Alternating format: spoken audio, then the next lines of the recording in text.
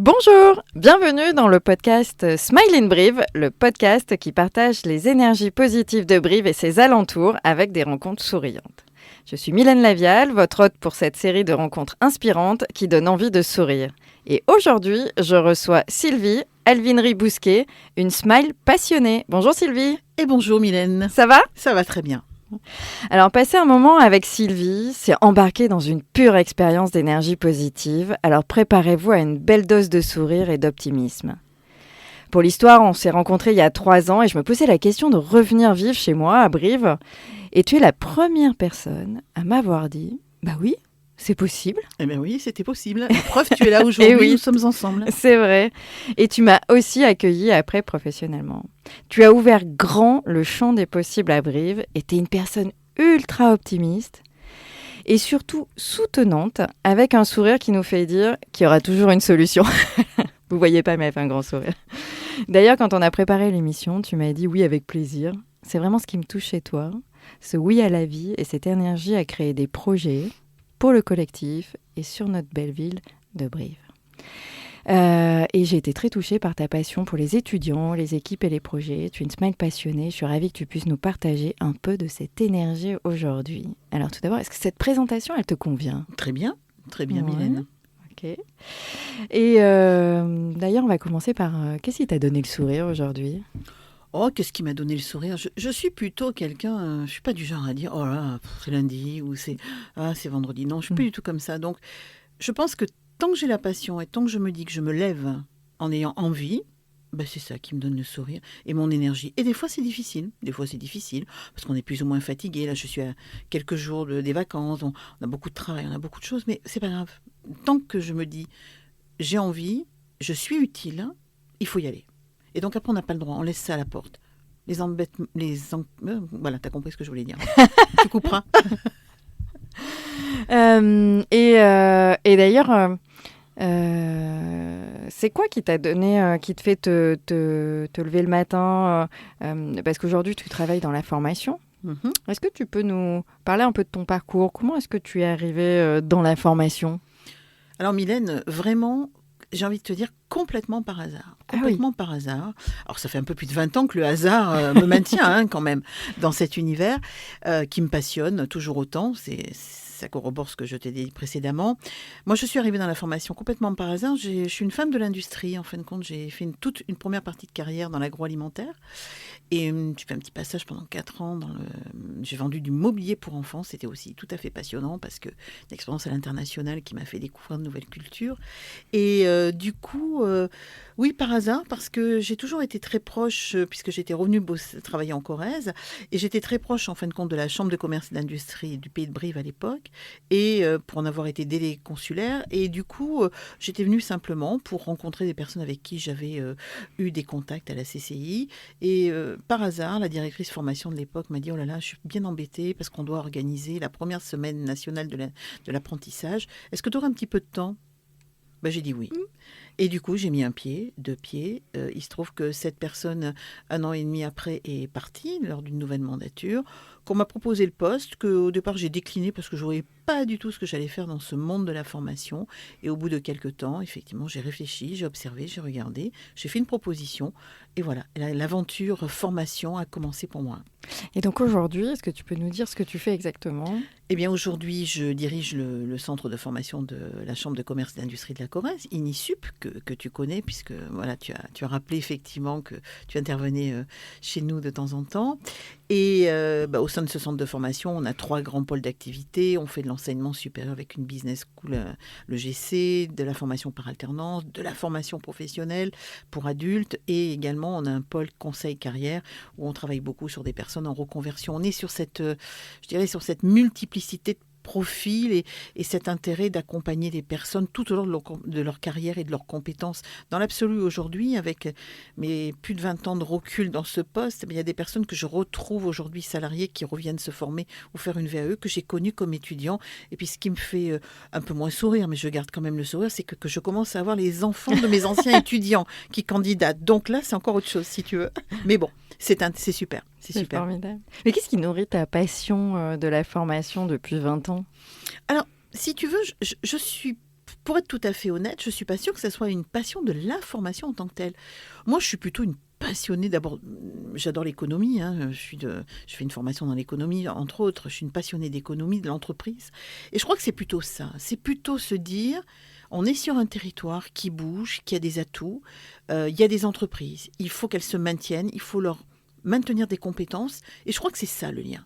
Parce que au bout du bout, pour en parler souvent avec des chefs d'entreprise que je connais bien, je leur dis non mais attendez, arrêtez de mettre une énergie folle, vous partez perdant pour faire venir des compétences et des talents. Donc autant aidez-nous plutôt à les former et à les garder sur place. Tu vois, c'est plutôt ça qui me motive, en tout cas qui me donne ma réflexion un peu stratégique. Mettre du lien et trouver la bonne place. Exactement. Ça, ouais. Et puis, voilà, aider les entreprises. Alors, quand je dis on ne peut pas faire venir de talents, bien sûr que si, on peut faire venir des talents. Quand on s'appelle des grandes entreprises du territoire, on peut faire venir des talents. Mais un talent, il a toujours un compagnon ou une compagne qu'il faut aussi faire venir. Donc, tu vois, c'est vraiment essayer de... On n'a pas toutes les réponses sur un territoire, on n'a jamais toutes les réponses. Mais toujours est-il qu'on peut aider à accueillir. Et s'il y a des talents qui viennent, qui sont intéressés, c'est important aussi que pour les enfants, pour leurs enfants, ils aient un accueil possible et se dire que, tiens, même à Brive-la-Gaillarde, on peut aller faire un bac+5. Voilà. Ouais, alors, on ne fera pas tous les bac+5, mais on en fera suffisamment. Exactement, ouais. Exactement. Et c'est intéressant ce que tu dis parce que tu nous parles de territoire, même à Brive-la-Gaillarde. Et d'ailleurs, pourquoi Brive-la-Gaillarde pour toi ? Pourquoi ? Parce que je suis une vraie Corrézienne. Hein. Alors, je dis souvent, et comme ça j'ai une pensée pour mes parents, je suis de papa Ussaquois et de maman Userchoise. Ah oui. Et je suis née à Brive-la-Gaillarde. Donc, je crois qu'il n'y a pas plus Corrézienne que moi, avec des générations et des générations de Corréziens et de Périgourdins du Périgord vert. Mais je me dis que la frontière est tellement... voilà, on ne se rend même pas compte quand on passe la frontière. Tout donc, voilà, non, je suis un pur produit qui a beaucoup bourlingué, mais un pur produit. Et c'est quoi le plus d'ailleurs d'étudier à Brive ?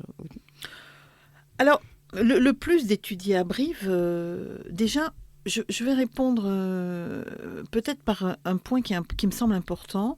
On se doit d'avoir la même exigence de qualité sur la formation.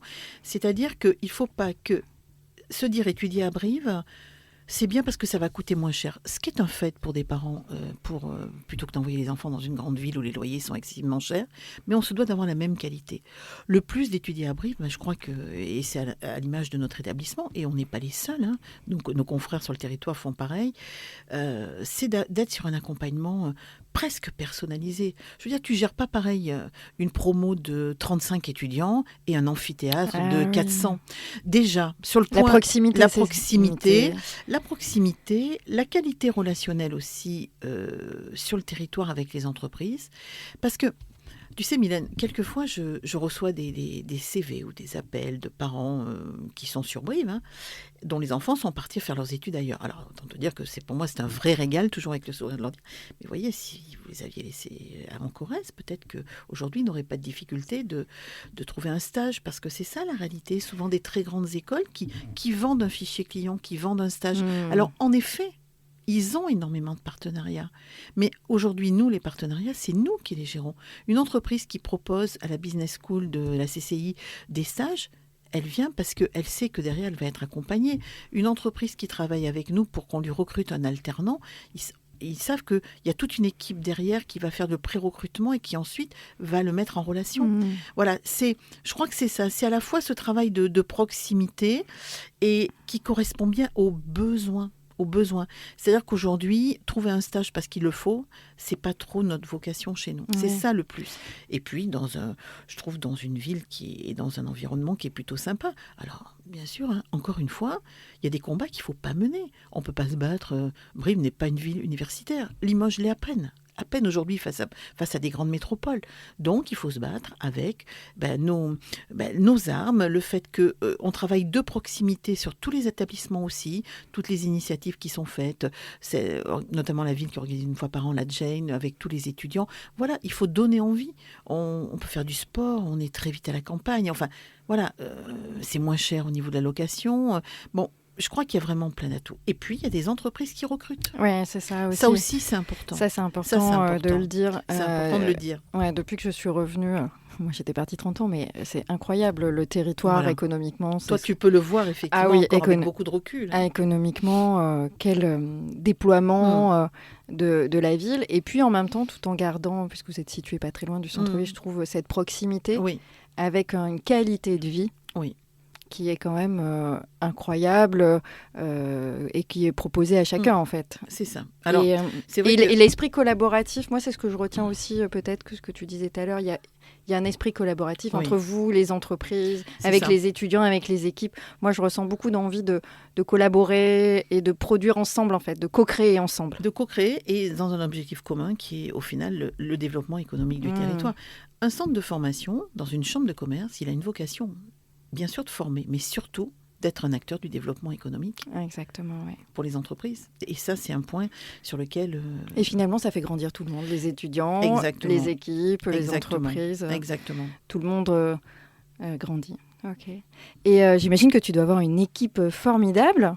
J'ai une équipe formidable, dans un monde formidable. Oui, j'ai une super équipe. Alors, je crois que j'ai pas toujours le... Alors, on est une équipe de 18 personnes, dont tu connais un certain nombre de membres, donc moi compris.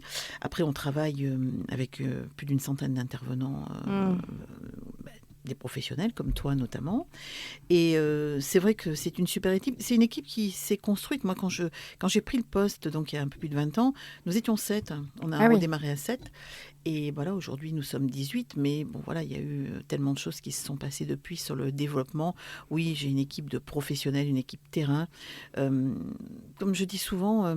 notre ADN, c'est que voilà, on essaie toujours, ce qui nous fait avancer, c'est de répondre à la demande. On ne peut pas répondre à tout, on ne peut pas tout faire, mais en tout cas, j'ai la prétention de penser qu'on a le droit de donner toujours une réponse positive à la question qui est posée. Et en même temps aussi avec beaucoup d'écoute. Oui. C'est ce que j'ai dit quand on s'est rencontrés la première fois. Il y a une écoute attentive, une écoute active, comme on peut dire. Oui. Et pour une écoute des besoins et pour essayer de trouver une solution. Quelle qu'elle soit. Si elle n'est pas chez nous, on doit essayer de trouver des solutions ailleurs, ou en tout cas d'orienter les personnes sur les bonnes solutions. Et chaque école a des secrets de réussite. Est-ce que toi, tu pourrais nous révéler l'ingrédient secret de ton école ? Bon, bien sûr, à part le café à volonté, l'accueil.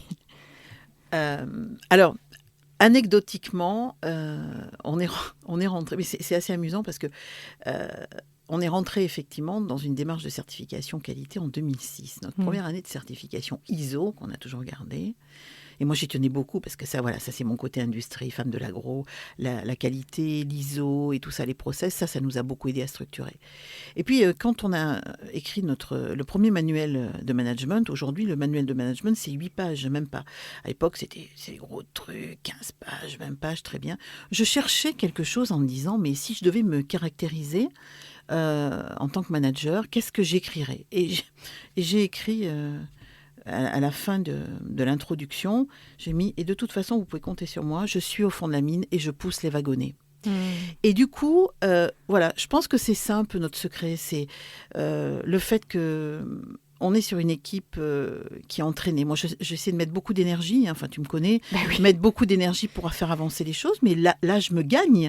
Là, j'ai là. Donc, il faut aussi que l'équipe est structurée de telle manière avec des managers intermédiaires. Mais à un moment donné, voilà, je crois que c'est ça. Le secret, c'est qu'on a toujours cette envie, qu'on sait toujours serrer les coudes dans les moments de joie et dans les coups durs. Et tu sais que récemment, malheureusement, on a été obligé de se recentrer tous autour d'une personne de l'équipe. Et donc, du coup, je crois que c'est ça qui nous fait avancer. Et puis, cette envie de bien servir notre territoire, de bien avancer, de bien servir nos entreprises. Voilà. Des fois, quand on bataille un peu, parce qu'on n'est pas toujours d'accord, même des fois, ça challenge, ça discute, et c'est bien, et c'est comme ça qu'on progresse. Des fois, je dis, mais vous savez, quand je veux un peu provoquer l'équipe, ou que je sens qu'on a un petit coup de mou, je dis, vous savez, notre seul client, c'est l'entreprise. Ah non, mais tu comprends, c'est pas l'entreprise. Et nos jeunes, non. Notre seul client, c'est l'entreprise.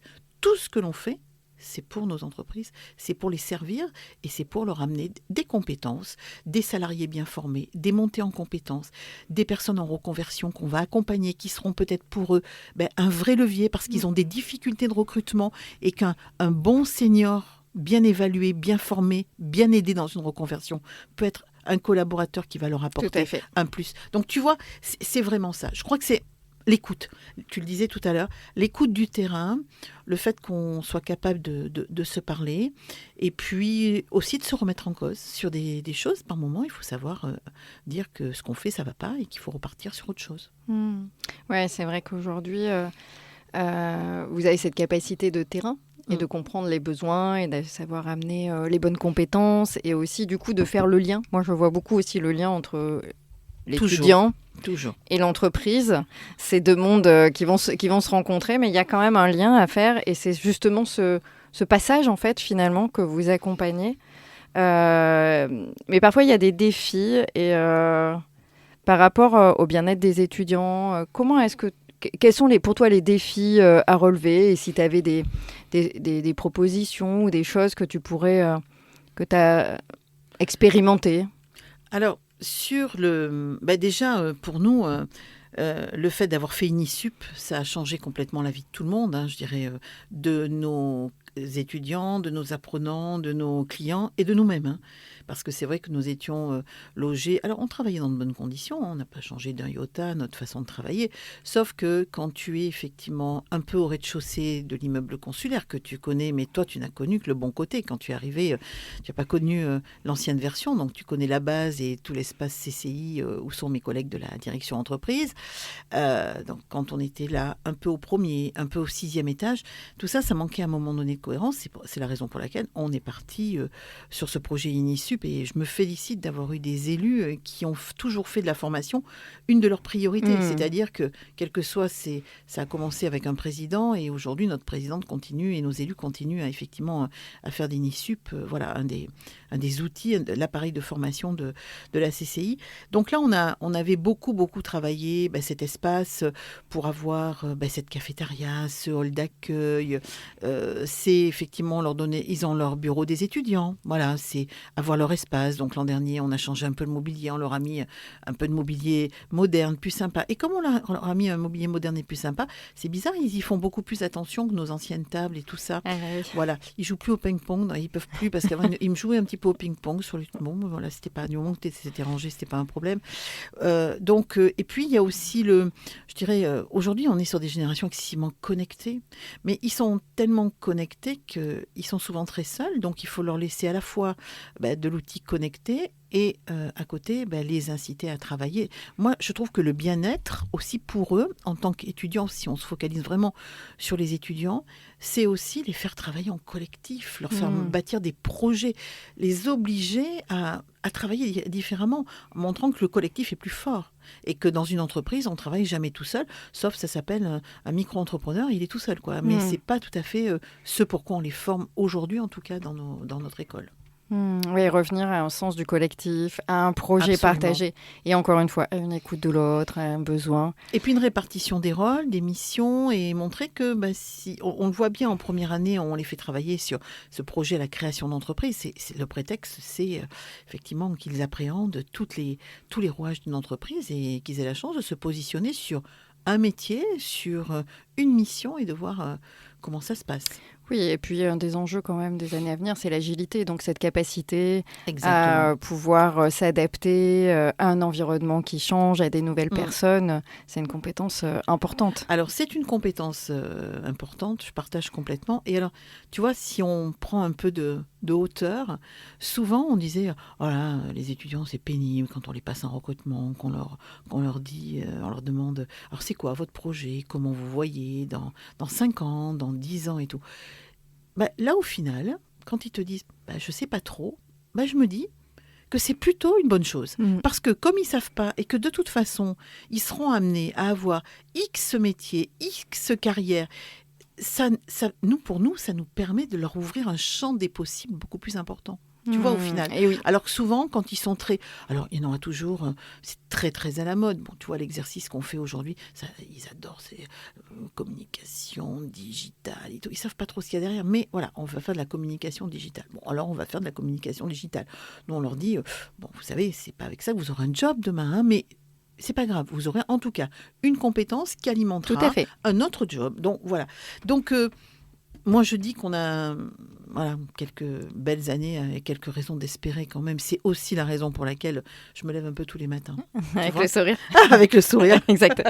Et d'ailleurs, on parle beaucoup des jeunes, mais c'est intéressant de reparler d'un sujet dont tu as parlé tout à l'heure un petit peu, cette notion de reconversion. Parce qu'aujourd'hui, oui.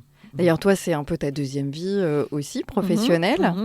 Est-ce que tu peux nous en parler un peu et quels conseils tu pourrais donner ou qu'est-ce que tu as envie de dire sur ce sujet-là qui, pour moi, est vraiment fondamental aujourd'hui, sur cette capacité que l'on a et la possibilité que vous offrez et que l'on peut d'aller rechercher ce qui est juste pour soi, en fait, et ce qui va nous épanouir, ce qui va nous donner, ce qui va utiliser nos compétences, nos talents. Alors, je crois, Mylène, ce qui est important, encore une fois, c'est de dire que si si vous devez partir sur une reconversion, qu'elle soit subie ou souhaitée, les possibles sont là. Il n'y a pas de souci par rapport à ça. C'est bien, Sylvie, je vous l'avais dit en introduction, tout est possible. Voilà, je crois qu'aujourd'hui, on ne s'interdit à rien. Oui, tout à fait, c'est important. Ça. Après, et ça, c'est important, tu vois, ça serait probablement un deuxième élément de notre ADN, tu vois, qui nous fait bien avancer par rapport à ça. Alors, mais on n'est pas chez les bisounours. Ça veut dire qu'il y a des choses, il y a des prérequis. Une personne qui va subir une reconversion, c'est-à-dire très clairement un licenciement, il va falloir rebondir et tout. Bon, ça va se faire en principe au moment où on s'y attend pas, ou si on s'y attend. Après, probablement, sur des profils, on a un peu d'expérience aujourd'hui, qui ont fait quasi toute leur carrière dans la même entreprise. Donc là, il faut déjà lever tous les freins. Tous les freins, c'est-à-dire passer peut-être par un rendez-vous conseil en évolution professionnelle, peut-être passer des choses que tu connais bien, les bilans de compétences et autres. En tout cas, il faut faire une introspection. On voit bien que c'est utile. Et puis, il y a la reconversion souhaitée. C'est-à-dire qu'à un moment donné, on se dit, tiens, j'ai envie de changer de vie, de faire autre chose. Alors, il y a l'analyse primaire, c'est-à-dire, comme c'était facile de faire des ruptures conventionnelles, j'ai demandé une rupture conventionnelle. Oui, d'accord, mais ça, ok, dans ta... Et alors, tu fais ta rupture, et qu'est-ce que tu fais derrière? Donc, quand on a fini d'analyser, c'est-à-dire qu'il n'y a pas d'analyse, hein, ça c'est... Après, la personne choisit.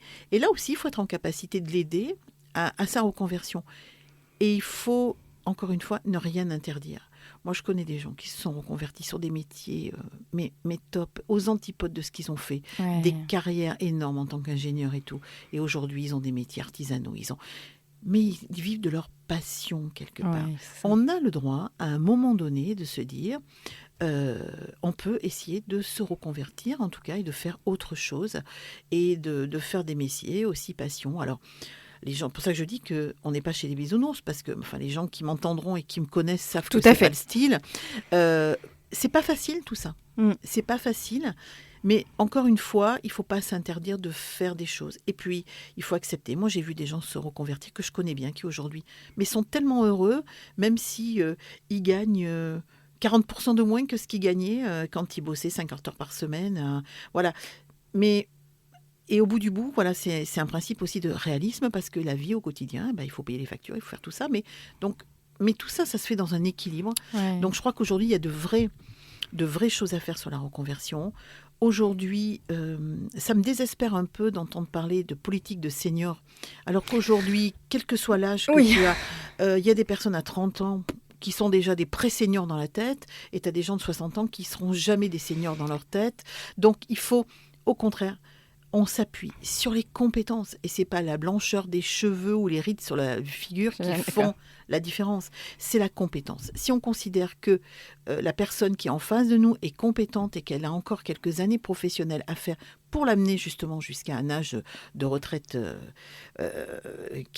qu'elle doit atteindre pour avoir ses droits, il faut pas se voiler la face. Il vaut mieux un senior motivé, à qui il reste 3 ans à travailler, mais qui va apporter un savoir-faire, qui va apporter un nouvel état d'esprit dans une entreprise, qui va aider à amener un management un petit peu différencié, que quelquefois, non, on peut pas tout Et puis faire. c'est choisi, donc c'est aussi Et la c'est question. choisi. Et c'est aussi la question C'est de ça. l'engagement, qui est C'est un ça. engagement très important L'engagement. aujourd'hui. Exactement. Et à partir du moment où on choisit, eh ben, l'engagement est différent. Et surtout, c'est intéressant, ce que tu dis, c'est que c'est aussi cette notion, on revient sur la formation de grandir, C'est ça. et que chacun a la possibilité, le droit en tout cas d'explorer le métier, Oui. l'emploi, qui va lui permettre de grandir, de contribuer positivement dans une équipe.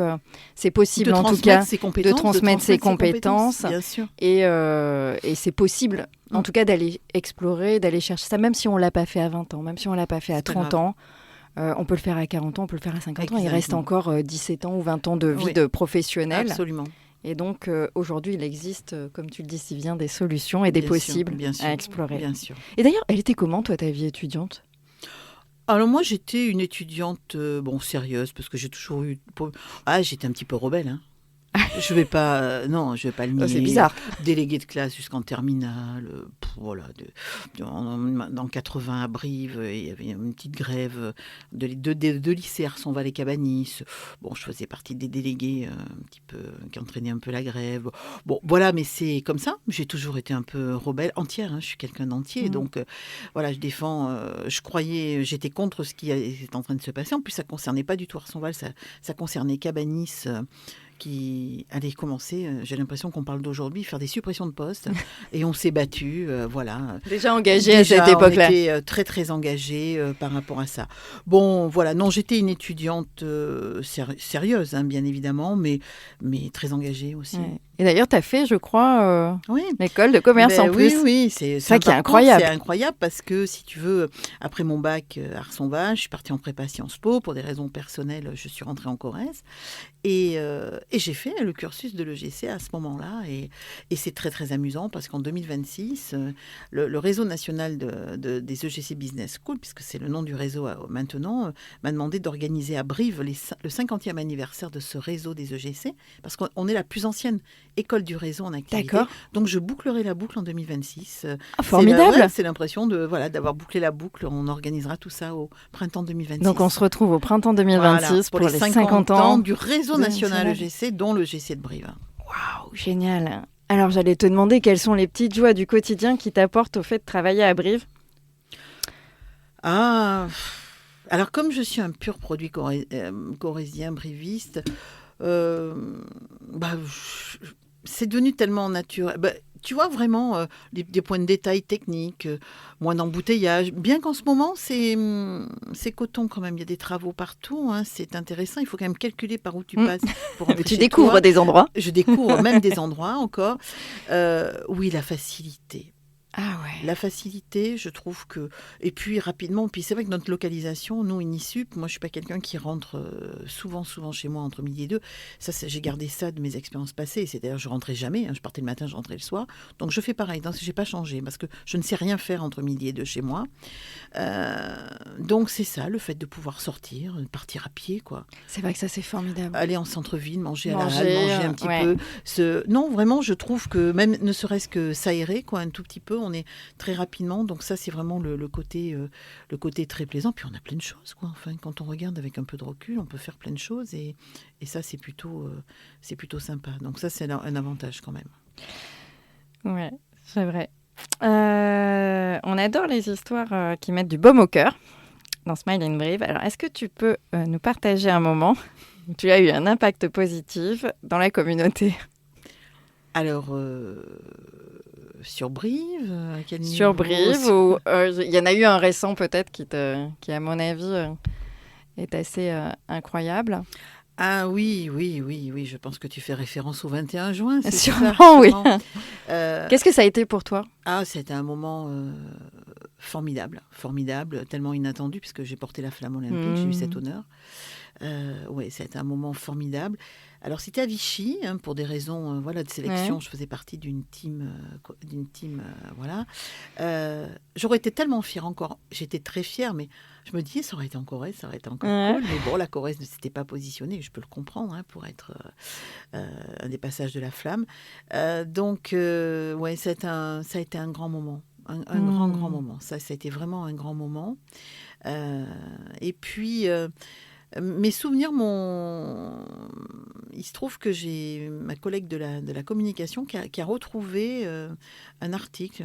J'avais été interviewée à l'époque par l'ancêtre de CCI Le Mag, en tant qu'ancienne étudiante dans les années 90, pour faire part de mon expérience. Et à l'époque, j'habitais en région parisienne, et de mon expérience vis-à-vis des étudiants, tout ça. J'ai trouvé ça assez chouette, quoi. Tu vois, j'ai trouvé ça plutôt sympa. Et oui, voilà, je me dis que, en fin de compte, j'ai un job très public, mais il me semble que je suis assez, en fin de compte, assez discrète dans la vie. Alors aussi, tu me croiseras au rugby, tu vas me croiser sur plein de choses.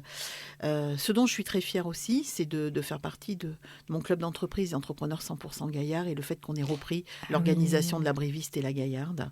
Et ça, pour nous, c'est un moment important. Oui, parce que tu es aussi une femme engagée vraiment complètement aussi dans la vie locale. Ouais, et ça, c'est vraiment pour moi... ce groupe est super. Il y a plein de groupes d'entrepreneurs, et d'ailleurs, on fait les nuits des réseaux, on se réunit tous les ans. J'en profite, je peux faire un petit coup de pub. La prochaine, ça sera 6 novembre. Voilà. C'est noté, le 6 novembre. La prochaine nuit des réseaux. La prochaine nuit des réseaux. Et ça sera à la Halle. D'ailleurs, on organise ça à la Halle avec les autres réseaux. Mais ceci étant, effectivement, on a repris il y a 3 ans derrière Lignamène, qui nous a passé la main il y a 3 ans, l'organisation de cette course, la Bréviste, la Gaillarde. Et pour moi, c'est tellement important, quoi, la lutte contre le cancer. Bien sûr. Bon, voilà. Quand tu as côtoyé la maladie, forcément, tu es... Voilà. Et puis j'ai d'autres engagements. Voilà, je suis très engagée sur France Alzheimer, enfin voilà, sur pas mal de choses pour des raisons personnelles. Donc, oui, ça aussi, c'est important de se construire autour de tout ça. Oui, de pouvoir contribuer de manière globale, en fait, et sur des sujets qui te tiennent à cœur. Voilà. Et là, le fait, en effet, d'être à Brive... je me dis que tout ça, c'est plus facile. Et pourquoi c'est plus facile ? Parce que les réseaux, on les a à proximité. Tu vois, quand je bossais en région parisienne, bon, bien sûr, je n'ai pas coupé au Corrézien de Paris, parce que si tu n'étais pas au Corrézien de Paris, tu te déconnectais assez rapidement. Puis les soirées avec les Aveyronnais étaient quand même assez sympas. Voilà, il faut quand même reconnaître. Tout à fait. Les soirées avec les Aveyronnais étaient très sympas. Mais oui, je trouve que pour moi, c'est important. Alors c'est effectivement le rugby. Je suis une passionnée de rugby, j'adore ça, et voilà, j'essaie d'aller au match le plus souvent possible. Je trouve que la foire du livre est un formidable outil, quoi. Voilà. Et alors que dire de Brive Festival là qui viennent de passer. J'ai l'impression de faire de la pub pour tous nos gros événements. On se dit il n'y en a pas beaucoup, mais on a quand même 2 très gros événements nationaux qu'il faut quand même dont il faut tenir compte. Et peut-être qu'il faut savoir exploiter aussi au niveau économique et autres. Donc, voilà, il faut être présent, il faut être engagé, même si je t'avoue que dimanche soir, je ne suis pas partie trop tard. Là, j'ai rendu les armes assez tôt, quand même, au bout de la 4e soirée, j'ai rendu les armes. Tu as été plus présente que moi, je pense. Oui, c'est un rendez-vous Brive Festival. Même quand je n'étais pas encore revenue vivre ici, je revenais les étés. Et j'ai toujours fait Brive Festival de mémoire. Que quand c'était à la guerre. Oui, c'était toujours, en fait. C'était une sorte de... Pour moi, c'est un vrai rituel de reconnexion au territoire, avec la bienveillance, le côté festif, convivial, j'aime de Brive. Et où tout le monde se retrouve de manière bienveillante, comment tu vas. Et en même temps, où il y a ce lien par la musique et par des émotions... partagées, fortes, tous ensemble, dans des endroits très sécurisés, avec beaucoup de joie partagée. Et cette joie partagée, pour moi, elle s'ancre, surtout que c'est au mois de juillet, elle s'ancre pour toute l'année après. Je ne sais pas si c'est ce que tu as ressenti. C'est vraiment quelque chose, un socle après où on se dit, allez, je peux repartir. Et puis, c'est quand même un événement qui a des retombées plus que brivistes, quoi. Oui, tout à fait. Même certaines soirées. D'ailleurs, moi, j'ai pas mal de personnes qui veulent venir à Brive à force de partager sur Brive Festival en me disant, mais c'est formidable. C'est ça. Ouais, je suis tout à fait d'accord. Alors, on arrive à la fin de cette interview. J'ai quelques questions pour toi. Alors, si Brive était une chanson, ce serait laquelle ? Les Moulins de mon cœur. Pourquoi ? Eh bien, parce que d'abord, je trouve que c'est une chanson magnifique. Voilà, j'adore Michel Legrand et donc je trouve que c'est une chanson magnifique. Et je trouve que c'est à la fois une chanson qui est empreinte de nostalgie, mais qui est aussi une chanson, une déclaration d'amour. Donc je trouve qu'on peut déclarer sa flamme à la ville où on est né, à son département, à sa région. Et c'est une manière de... Voilà, ici c'est la Corrèze peut-être, mais voilà, c'est une manière aussi de déclarer. Donc oui, voilà, cette chanson. Tu t'attendais peut-être au marché de Brive-la-Gaillarde, eh bien non, je la ferai pas. non, je suis complètement partie avec toi dans la déclaration d'amour, c'est très beau. Ça me donne envie de la réécouter. Je trouve que c'est une très belle chanson, très belle chanson. Quel est ton endroit préféré à Brive pour te ressourcer ? Alors mon endroit préféré, c'est mon endroit où j'ai grandi à ma petite enfance, ça serait la place de la Guerle. Ah oui. Eh oui, parce qu'en fin de compte, comme je te l'ai dit, hors micro, mes parents ont une activité professionnelle sur Brive qui se trouvait à cet endroit-là. Donc du coup, pour moi, la Guerle, c'est mon enfance. Mes parents s'y sont installés en 1966-67, donc j'étais petite, mais je m'en souviens. Pour moi, c'est le jardin de la Guerle. Donc pour moi, c'était les manèges, les foires francs. Je passais mon temps. C'est mon grand-père qui me regardait tourner sur les manèges toute la journée. Voilà, oui, la Guerle. À chaque fois que je vais sur la Guerle, même si aujourd'hui c'est du béton, mais il s'en passe des choses. Il se passe beaucoup de choses. Moi, à chaque fois, d'abord parce que je vois ce bâtiment où étaient mes parents, donc c'est une partie de ma vie et de mon enfance et de mon adolescence. Et je pense à toute cette avenue de Paris. Cette avenue de Paris que je pourrais refaire de mémoire avec tous les commerçants qui étaient là à ce moment-là, et dont j'ai encore qui sont plus présents, mais dont je connais des descendants comme moi, des gens de ma génération qui étaient les enfants des anciens, et je me dis, c'était tellement facile à l'époque de se réunir, tous ces commerçants dans l'avenue de Paris, ils se réunissaient, ils décidaient de faire des choses, et il y avait de l'entraide et de la bienveillance entre eux, vraiment. C'était chouette. Donc, tu vois, toute cette avenue qui part du pont Cardinal, qui était mon école, et cette place de la Guerle. Ouais, je crois que c'est ça vraiment un des endroits que je préfère à Brive. Super, merci. Est-ce que tu as un rituel pour commencer la journée avec le sourire ? Oui, je vais te le dire, ça va te faire sourire. Souvent, quand je rentre, la première chose que je fais, comme nous avons un petit chien en garde, tu vois, c'est mon fils, mais je trouve qu'il passe beaucoup de temps chez nous. Donc, c'est d'abord aller m'occuper du petit chien et puis de le sortir un petit peu. Et quand j'arrive dans la salle de bain, souvent, je me tire la langue. Pourquoi ? Mais parce que je me tire la langue et je rigole. Ah, j'adore.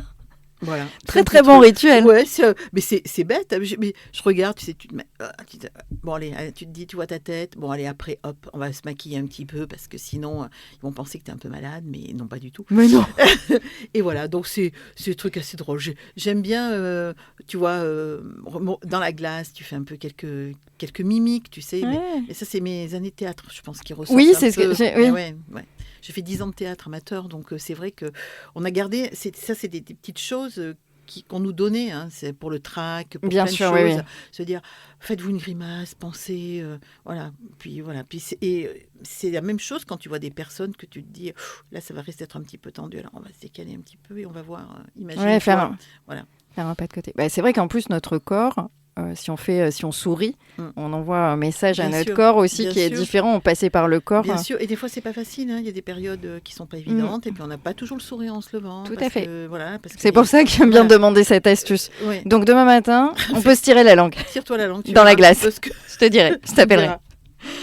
Pour terminer en beauté, imagine que tu as la possibilité de faire une campagne d'affichage à Brive avec un message qui donne le sourire, en tout cas un message important pour toi. Ça serait quoi le message que tu aimerais transmettre ? Si vous n'avez pas envie d'y croire, c'est pas la peine de nous rejoindre. Parce qu'ici, il fait bon vivre, parce qu'ici, on sait vivre. Je préférerais presque ça. Ici, on sait vivre. Ici, il sait... fait bon vivre. Voilà. plutôt que même que le fait bon vivre. Ici, on sait vivre. Et voilà ce que j'aurais envie de dire, peut-être, oui. Donc ici, à Brive, on sait vivre. On sait vivre. Voilà. Ah, quelle belle fin. Merci. Avec plaisir. Merci Sylvie pour ce temps et pour cet échange. Merci Mylène, beaucoup. Merci beaucoup. À très bientôt. Au revoir. À bientôt. Au revoir.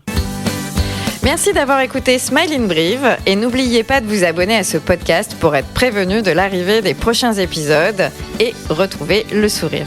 Vous pouvez aussi me suivre sur Facebook, Instagram, YouTube en tapant Smile in Brive. Votre soutien est précieux pour ce lancement, alors n'hésitez pas à partager autour de vous et sur les réseaux. Merci, à très vite.